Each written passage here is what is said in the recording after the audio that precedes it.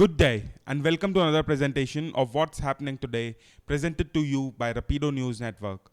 In our first story, we will discuss Indiana governor signing first post-Roe abortion ban. Post that, we will discuss the Chinese show of force near Taiwan after Speaker Pelosi's visit to the island. After that, we will talk about Coinbase halting its operation in India. And in our final story, we will talk about the Russian Ukrainian conflict. So let's get started.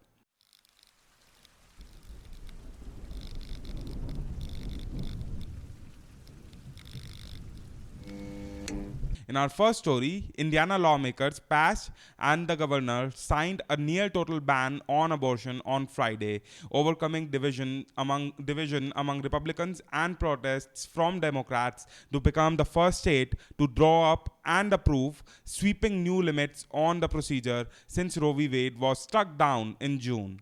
The law's passage came just 3 days after voters in Kansas, another conservative Midwestern state, overwhelmingly rejected an amendment that would have stripped abortion right protections from their state constitution, a result seen nationally as a sign of unease with abortion bans. And it came despite some Indiana Republicans opposing the measure for going too far and others voting no because of its exception. The end of Roe was the culmination of decades of work by conservatives opening the door for states to severely restrict abortion or ban it entirely. Some states prepare in advance with abortion bans that were triggered by the fall of Roe. Lawmakers in other conservative states that they would consider more restrictions. But at least in the first week since that decision, Republicans moved slowly and have struggled to speak with a unified voice on what comes next. Lawmakers in South Carolina and West Virginia have weighed but have taken no final action on proposed bans. Officials in Iowa, Florida, Nebraska, and other conservative states have so far not taken any legislation actions. And especially in last few weeks, some Republican politicians have recalibrated their messaging on the issue.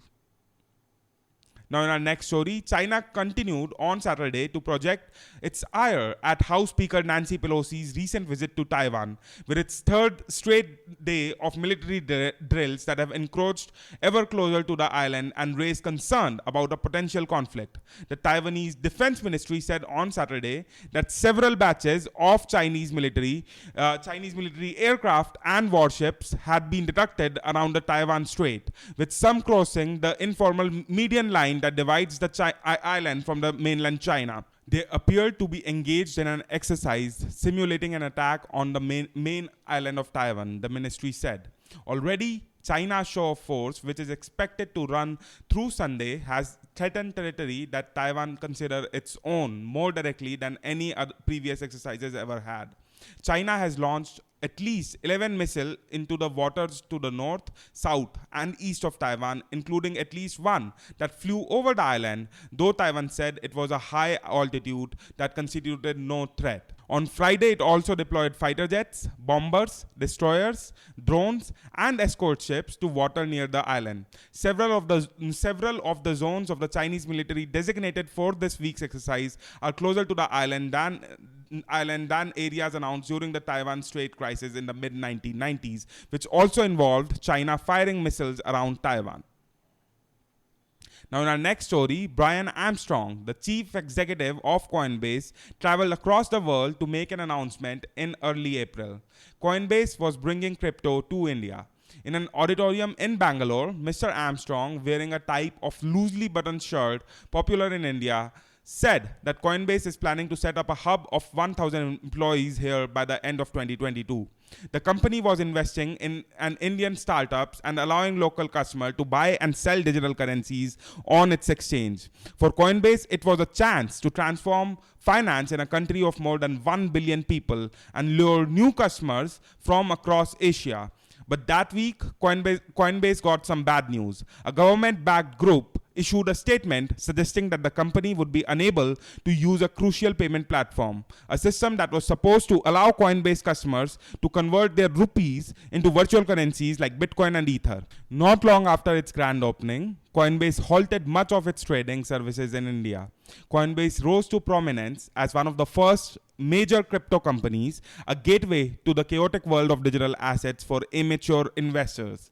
But it has grown from a lucky startup to a publicly traded company. Its status as an industry leader has been threatened by the series of missteps and the steep decline in the crypto market over the last 6 months. Coinbase's fumble start in India, a largely untapped market for crypto, was emblematic of failures that have unsettled employees and sent the company stock price spiraling. In June, Coinbase laid off 18% of its total staff. Now, in our final story on the Russian Ukrainian conflict, Ukrainian officials have been raising alarms for months. The world's nuclear watchdog agency warned of the extraordinary risks just this week. Then on Friday, artillery duel near a giant nuclear power plant on the Dnipro River in the southern Ukraine created new safety risks.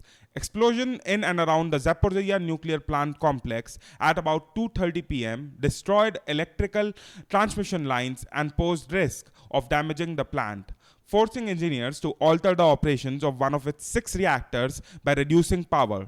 Ukraine's state nuclear company Energoatom said. Hours later, the second series of 3 explosions damaged an auxiliary building near one of the nuclear reactors, raising the risk of hydrogen leaks and fire, the company said. President Volodymyr Zelensky and other Ukrainian officials blamed Russia for the attack. This is the largest nuclear plant on our continent, and any shelling on this facet is an open brazen crime, an act of terror, President Volodymyr Zelensky said in his nightly address. Russia should bear responsibility for the very fact of creating threat to the nuclear power plant. The Russian Ministry of Defense said it was Ukrainian forces who had shelled the plant, accusing them of an act of nuclear terrorism. No radiation was released after the first explosion, the state nuclear company said, but the forced change in the reactor's operation underscored the rising danger. Fighting has intensified in recent weeks near the nuclear complex, which the Russian military controls and is using as a fortress, even as Ukrainian engineers continue to operate it. That was all for the major news update for August 6th. Stay tuned for our next update on the ongoing world affairs. We hope that you find this video useful. If you like this video, hit like. And for a continued update on what's happening around the world, consider subscribing. To get notified whenever we post something new, hit that bell icon. And if you have any comments and any suggestions for us, please let us know in the comment sections below. Thank you.